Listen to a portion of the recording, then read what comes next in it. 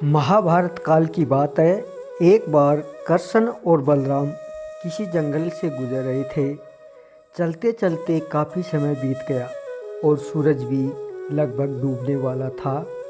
अंधेरे में आगे बढ़ना संभव नहीं था, इसलिए कृष्ण बोले, बलराम, हम ऐसा करते हैं कि अब सुबह होने तक यहीं ठहर जाते हैं और भोर होते हम अपने गंतव्य की ओर बढ़ चलेंगे।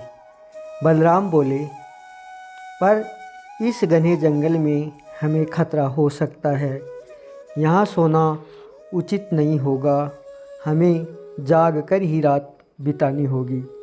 श्री कृष्ण बोले, अच्छा, हम ऐसा ही करते हैं कि पहले मैं सोता हूँ और तब तक तुम पहरा देते रहो, और फिर जैसे ही तुम्हें नींद आए तुम मुझे जगा देना, तब मैं पहरा दूंगा और तुम सो जाना।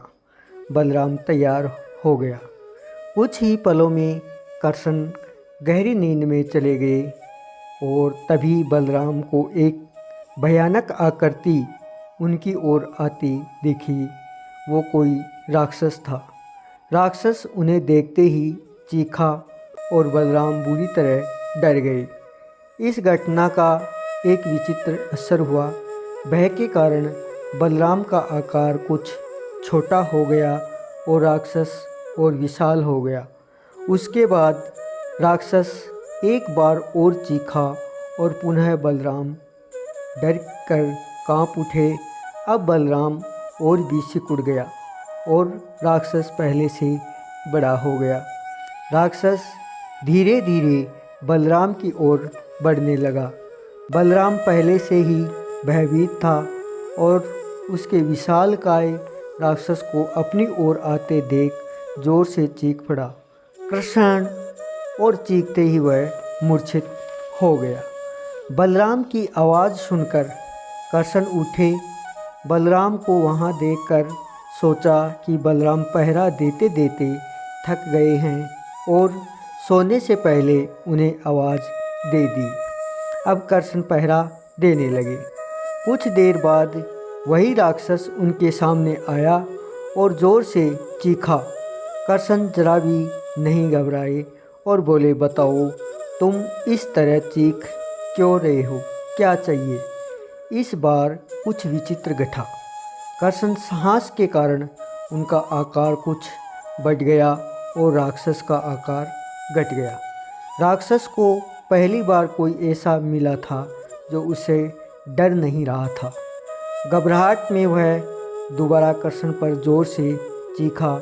इस बार भी कृष्ण नहीं डरे और उनका आकार और बड़ा हो गया, जबकि राक्षस पहले से छोटा हो गया।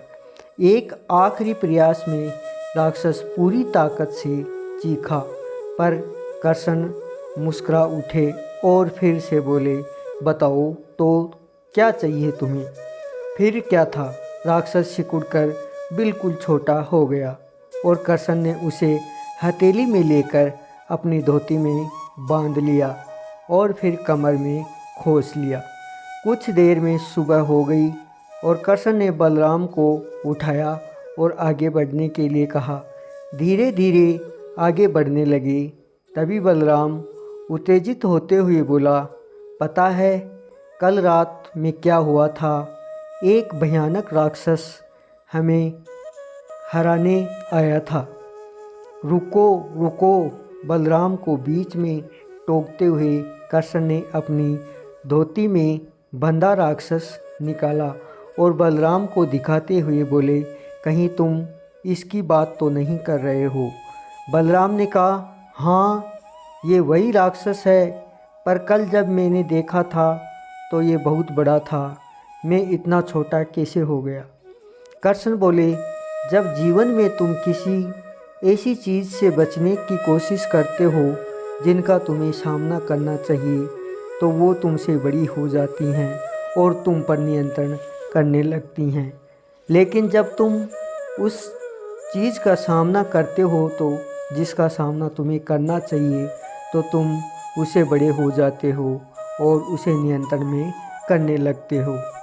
दोस्तों, ये राक्षस दरअसल हमारी लाइफ में आने वाले चैलेंज हैं, विपरीत परिस्थितियां हैं, जीवन में समस्या हैं।